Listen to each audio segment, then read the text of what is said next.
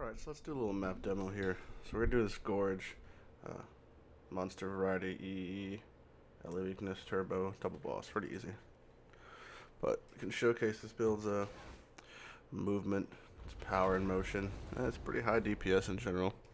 Just want to reiterate, this is strictly worse than Reeve. But, you know, try to make Dualstrike work. This is as good as I can get it to work, pretty much. So AoE is not the greatest, we know this, it's using melee splash, but for a melee splash build, it's probably one of the better ones out there, if not the best melee splash build. Now, single target DPS is high, we know that. I can easily push ADK with mediocre gear. I have one good sword before I ripped. We're not going to go for a speed run here, we're just because, like I said, this build doesn't really excel in AoE. But it's actually really quite safe. You know, the layered defense mechanisms make it really reliable in tight scrape situations. Or you could just blind pop boxes and pretty much, unless it's DD, you're not going to die. If you gotta go fast like Sonic, you can. Between the super fast leap sim and whirling blades, it makes it excel as a labyrinth runner also. If lab running is your desired activity, this build is surely great for it. Really makes great utilization of the BoR glove enchantment also. Those emit weapons are pretty fucking strong at the moment. Kind of cleaning up what you don't kill, which makes it not as bad that your AoE is pretty shit. You know, if you always have a couple weapons out, normally they take care of the stragglers.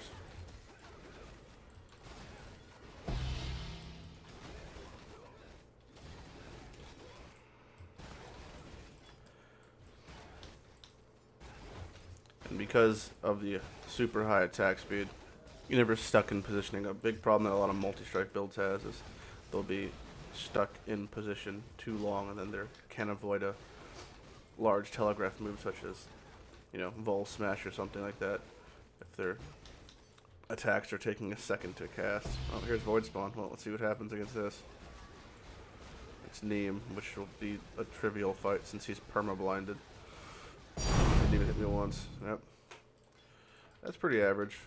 You know, you have, I think, 70% blind. I'm pretty sure blind is stacking additively. So you have the blind from Smoke Cloud and you have the blind from the actual blind gem hooked up to your Bring of Rain. Between that, and then we have our chance to evade, we have our chance to dodge, we have our chance to block. We also have our physical mitigation in the fact that we have just Fortify up constantly, but like, you know, Turbo Fortify, so it's stronger than normal Fortify. We also have about 20% Fizz mitigation, and then you also have Arctic Armor, which is another 18% Fizz mitigation. So we're sitting at about 50 to 60 Fizz mitigation.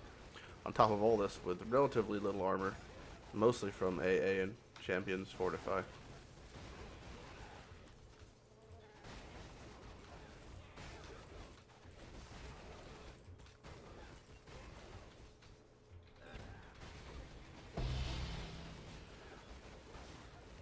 Now, the one downside of this build, and I don't want to say it's a downside specifically because some people enjoy it, but you do have to pretty much shift click when you're attacking, which you get used to. You know, I don't want to say it's a large inconvenience, but it kind of becomes just motor memory at one point.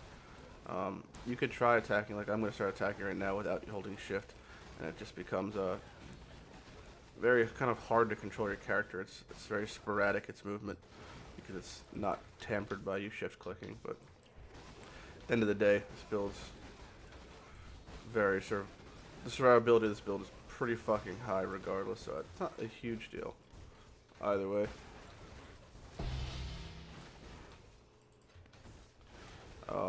Initially I decided I was going to go crit, but after playing in hardcore up to level 89, it kind of felt like crit is a little bit of a pipe dream in general. Getting good swords is very hard. People just don't pick up swords often. It just seems like it's one of the least, it's not as bad as like one-hand Fizz maces, but it's not a whole lot better. Thankfully, with Veranustra, you have a decent unique you could cater to if you wanted to. Not sure if the DV actually went off. Oh, we're about to find out. Nope, it did go off. Alright.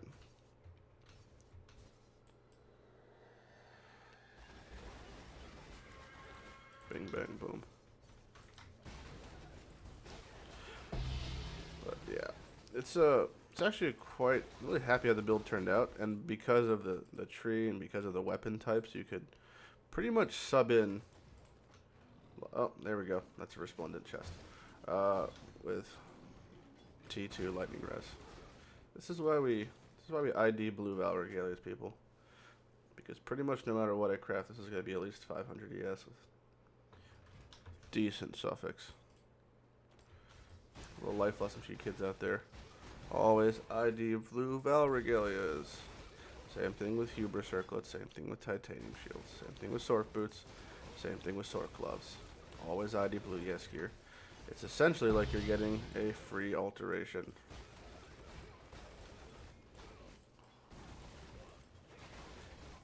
One thing I would probably change with the flasks is I'd most likely sub out the Atziri flask for Taste of Hate. Maybe the Quicksilver. Probably the Quicksilver. I don't really want to drop below 2 life flasks, and I feel like the Smoke Clad flask is too OP not to use.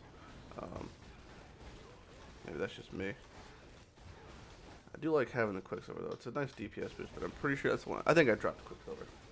I'm gonna retract everything I just said. Quicksilver's the one to go out if you get taste. Don't really need it at all. I mean, your attack speed's fine. It's mostly just for fluff at the moment and a little boost to DPS, but even that, you really don't want to. I mean, it's not Quicksilver. Sorry, the Silver Flask. You don't want to run Quicksilver at all. It's also the reason we don't go inspirational for the passive tree. Is just simply because we don't really need movement speed. That's why we can get awesome boots that are tri-res, high life, have no movement speed at all for, like crack cheap, because people want movement speed, but you don't need it with this build at all. When you get some from tree, like my move speed is 8%, and that's just from the champion aspect of the tree, but you don't need it, you really don't. Since I mean, anytime there's any straight line, you're moving Roaring Blades faster than anyone can run, and if there is an obstacle, you can leap slam over it. At the end of the day, there's really no reason you need move speed in this build. That's why inspirational falls off, unless you're really happy with party play and you want to have one. I mean, a single target's a joke. For a situation like this, we can literally hold down right click, keep blood rage up, easy peasy. This is with melee splash, so the damage is a little less. But that's a basic map. So I just want to take a second and talk about Atziri. Now, this build is Atziri capable. It is perfectly amazing doing dual Val and doing Atziri and doing the trash, but it royally struggles with trio. That is a common problem for a lot of melee builds. They have a hard time with trio, especially stationary ones. Reeve's a little better off since they have some range to it, but essentially it's tricky as fuck. Now for double Val, it's quite simple. You just attack one, swap the other, attack the other, burn them down. It's as formulaic as the fight can get. It's as simple as it can get. And it really is great. It has amazing movement speed since our spell dodge is quite high. We have relatively zero threat. If you somehow get hit by the Val Smash, you deserve to die because it's like 3 seconds telegraphed and you have the fastest movement skill in the game and you have 2 of them. Now for the trash, it's also quite simple. Really fucking simple. You hold right click and you attack everything. There's 0 threats. The only threats that you can maybe face is if you have corrupted blood on you and you're not paying attention. You have no threat from reflect at all. You're not going to get hit. Barely ever. You can blind pop boxes all you want. You have 75% blind applied to everything. You have dodge. You have 40 to 50% reduced fizz. You have spell. You have evasion. You have everything you want. You're not going to get hit. Now let's talk about trio for a second here. This fight really sucks for this build. Oh, it sucks. You actually might want to just, I don't even know, sub in like fucking Spectral Throw or something. I really have no real solution for this, aside from the method that I did, which was you basically play tag after she does the rain. Now, in the trio, there's three people in the fight. You have the Cycloner, you have the Dualstriker, and you have the Titty Bitch, the Mother of Rain, that drops the spikes above you. That will pretty much one-shot you, despite you having evasion, despite you having phase mitigation, despite you having attack dodge, despite you having block, despite you having easily up to 6k life at 90. She will still probably one-shot you. That's just how the fight works, because that's how the fight was designed. So, what you have to do is you have to run around in circles, and you have to wait until she does the rain, quickly whirling blades in, get a couple hits in, get the fuck out. You have to do this while maintaining your distance from the Dualstriker, while avoiding the Cycloner, and while avoiding the poison ground that the Cycloner is dropping. If the Dualstriker is on fire, that means you can't go in at that moment. It's very tedious, but it could be safe if you just take your time. I get a little hasty, and I get dropped to about 5% life because I was a little impatient. Don't be impatient. Take your time. Once the Titty Bitch is down, the Mother of Rain, boy, this fight is easy for you. You can face tank them. You have no problem face tank them at all. I suggest you hide behind a pillar, and I suggest you separate the Dualstriker and the Cyclone. It's quite easily done. Kite one in the corner. You rush to the other side. One of them gets left behind. More than not, the Cyclone gets left behind. He seems a bit slower mentally. Maybe he was dropped as a child. I do not know. But the Dualstriker you could completely face tank without any issues. Now, I say hide behind the pillar because that cuts the line of sight of the mobs that spawn. Now, like all times you do trio, you want to kill everything in the center, so you have more movement around the room. And when I say hide behind the pillar and it cuts the line of sight, I mean that things will circle around the pillar, which you will then hit with your not melee splash, but you'll hit with your multi-strike because multi-strike auto-targets things around you. That way you can kind of clear some of the shit coming at you and get some charges back, which, again, you won't need because you're sitting in a pile of smoke and you have crazy defenses. But in general, it's better to be safe than sorry.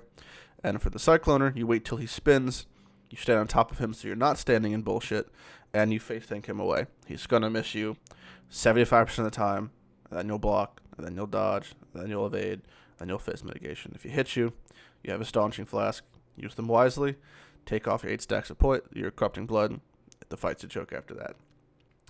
Atziri herself is much, much easier than Trio. The threat of death is a lot lower. Again, you have the best movement skill in the game, and you have a second one, and you're as fast attacking as any build out there, so you're using them better than anyone else. So if you do get hit, which again would have to go through your spell dodge, would have to go through your evasion, would have to go through blind, would have to deal with your phase mitigation, you deserve to die. Now, you pretty much go up attacker, Whirling Blades out of Stormcall. Goes to second phase. It's better to bait out Flame Blasts. There's about 5 seconds between each Flame Blast from when she starts it to when the next one occurs. You start walking away. She targets you. You dash onto a target. Don't attack the mirror target. Don't attack the mirror target. Don't attack the mirror target. The mirror target reflects. Don't attack it. Everything's easy to dodge. Everything's easy to manually dodge. And when she goes to split phase, again, you read and repeat. When she goes to feeding phase, you swap in melee splash. We talked earlier about added fire damage. You could honestly just leave in melee splash the whole fight. Your damage is fine. You do Atziri at about 3 minutes tops, which is perfectly fine for an RT build that has struggle weapons. But you swap in added fire, goes a little faster. Then you have to deal with swapping. You might by accident take your helm off and then panic die. You know, just if you're really that freaking out, just leave in melee splash. But you need melee splash for the feeding phase. You hold down right click on Atziri, and she dies. And so does all the ads. It's an easy fight. Easy. Mechanically, it's as simple as it gets. Take your time, and you'll do the fight without much issue. So the passive tree is pretty cool, to be honest. I really like it. I like the layout of it. It's not much I would change. I don't think there's anything I would change, really. As far as the next points where to dump it into, you got a couple options that are just bordering it. So the core of the tree is getting this duelist area. Ambidextrous is pretty good. Blade Bearer is not so much. This is like a hyper defensive build, and it's like an onion. This build's like an onion. It's layers of defense. You have phase acro of course. Coming over here, you have herbalism, makes our flask a little stronger. Brutal Blade, no reason not to get a jewel socket. speaking of earlier, I was saying you could pick up extra points. Probably a good place to pick them up is just getting frenzy charges. Their value is pretty fucking high. Um, in the middle here we have ambidextrous, which is just great value for a node, especially when dual wielding. Blade Barrier is not the best. Our block is pretty gutted because of phase aggro in general, and since we have such high evasion and high dodge, and they have high chance to miss from blind, we don't block very often, but we have it as a backup. The whole life wheel, all the life. You kind of have to get all the life around. Probably pick this up too. I think we'd most likely work around here. Probably get the point 8 node also. Just because we want to get to 6k is a nice spot. And our bringer's 134. It goes up to 160. You know, we also don't have really much life on most of our rings. Shitty crafted life. And this is the equivalent of shitty crafted life. Everything else is pretty much as much life as we're ever going to get on it. 80 to 90. You know, so it's really, you got to stretch for that life on your jewelries. And it's hard, and it's expensive, I understand. But you need it to get those high numbers. You could probably hit 7k with some dank-ass gear level like 96, 97. Maybe. Hard to say. So we got Resolute Technique, of course. You know, we get all the effective sword nodes, all the effective one-handle, that dual-wield shit. It's pretty clear-cut. I mean, for any, like, dual-wield RT build, you could go this route. This is a bit wonky, and it looks pretty shit. I understand that. Reasoning behind it was I was going to go crit, so I'm here for Twin Terrors. Let's do the math real quick. 10, 12, so that's 24, that's 22% life. Alright, that's 6 nodes for 22% life. Or we can go 1, 2, 3, 4, 5, 6. And that's 6 nodes for 20% life, but it's devotion. And then we can go another 6 nodes for purity. It's probably worth it to drop thick skin, pick up devotion. Then we can, the next 7 points, we path into purity, right? Puts us at 96, 97, 98. You know, get a jewel socket there. Might be better. Probably better than just sinking them across the board over here. Jewel sockets are really strong. And I have really, really fucking shit jewels. Some of them are okay. Most of them are really fucking shit. But that's okay. Jewels are things you pick up over time that'll be better. They're quite easy to get. Dual wield sword jewels and attack speed jewels aren't the most expensive thing. You probably want to go on the edge of getting fizz over attack speed. We're at the 0.9 attack speed mark. Which means we're attacking 11 times a second. Close to it, right? So that's, you know, that's as much as you really want to get. Past that, you just want to get more fizz so you hit harder, so you leech more.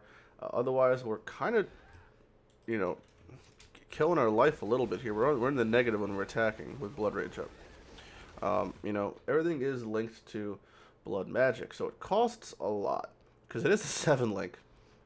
Now for the helmet, we're using Bring of Rain. The helmet chance you want, you got a couple options. There's 2 different Dualstrike ones. Those are probably your best. Warlord's Mark increased effect is okay also. I mean, you're gonna get, there's 300 and something options, so it sucks to get them.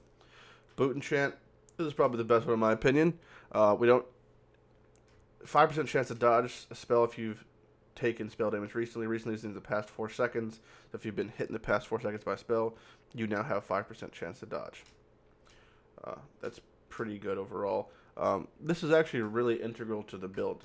Not even gonna lie, if it's really nice and it really helps your DPS and it helps your clear speed. Edict of War is quite good. What it does is essentially when you kill things, it's on a 4-second internal cooldown and it caps at 3 animate weapons. It animates a weapon, a copy of your weapons. I'm not sure which one. I think it probably alternates. I guess. Hopefully it's the main hand because my main hand is better. Let's check the wording. I'm not even sure. Attack form of a ghost animation of your weapon. Well, not really sure what that means. Because again, it might be just combining your weapons. It probably is. Well, let's see. Let's swap them. So that's... Alright, let's take this off. I'm going to lose my ores. Okay. 8.7. 8.6. Oh, it is taking my main hand. Look at that. Alright, so it's taking your main hand weapon. Interesting. Interesting, interesting, interesting. So you want to keep your bigger weapon in your main hand, which you already want to do anyway because of ambidextrous. You want your main hand to hit a little harder, if possible. It's hard to say, actually. Anyway, let's go to the subclass. So we're champion for the crazy sniff that is just perma-fortify. There's a reason 20% of all top-tier hardcore players are playing champion. It's really fucking strong to get fortify, and the move speed, and then attack speed, and the buffed fortify in general. Now, let's take the final layer of our defense, but wait, there's more. So we have Arctic armor. We're always stationary when we're attacking. That's just how it works. So we're taking less physical damage from hits, less fire damage from hits. It's great. There's no reason not to run it. We also get chilled ground. Held of Ash, Hatred, other staples of the build. Pretty self-explanatory. Whirling Blades, Blood Magic, Faster Attacks, Leap Slam. This is our movement combo. We like to have the both. We don't want to have just one. We have our other weapon, Casting Image Taken, Immortal Call, Warlord's Mark. If you want, you can swap this to a 4-link, put it in increased duration. You're going to have a problem with links, though, because in our last thing, we have Riposte. We have Vengeance. We could cut Riposte. Like I said, we don't block that often. So if you want to, you can swap Riposte out, move this 3-link to this 4-link, add increased duration, and move this 3-link to your weapon. Okay, you can have Blood Magic, and you have Blood Rage. That's pretty much not going to change ever. You need that. Blood Rage is really, really great for this build. It's everything we want. Fizz Leech, attack speed, and it makes us lose life, which is always fun. But most importantly, it gives us Frenzy Charge, which is great, great, great damage and more multipliers. Now, let's go back to the subclass tree for a second here. You may notice we are not inspirational. Inspirational is the popular choice.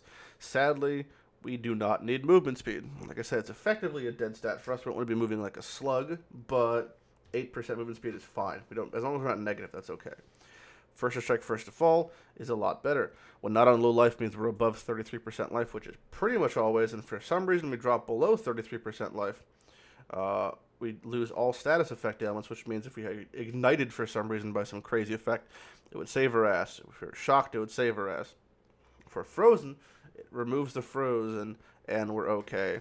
200% increased evasion isn't going to give us a whole lot of evasion. Maybe puts us... I don't know. Let's find out. Let's find out. All right. Isn't this fun? I'm going to call it's going to go to 52%. That's my guess.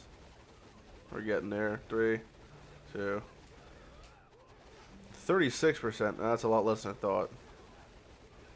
Well, it's okay. We go to 36% chance to evade, which means we gain 11%. Well, that's free 11%. Our phase reduction goes up a lot also. So overall, it's still fucking worth it. Anything else to talk about? I think that wraps it up. This build is good. It really is good. It's a shame I died. People say it was poor positioning. Most people say it was just the fact that I had 0 FPS because of apprentice mobs. But the issue is that you're melee and you're Dualstrike, which means you're really, really fucking melee. You're as melee gets. So poor positioning is not really an option for you. You can dodge things, yes, but if you have 0 frames, you cannot. You're going to be in melee range. That's not going to change. Our flasks are bleeding. We have an instant and low life. Snibit. Stibnite? What the fuck? Smoke Flask. Smoke Flask is great. I like reduced charges used. The second effect doesn't really fucking matter that much, but reduced charges used where it's at. So we get 1, 2, 3, 4, 5 uses. 5 smokes. Smokes are great. Holy shit. Blindness is really strong. Atziri's Promise. It's great. It's great, great, great, great, great. Nothing wrong with that.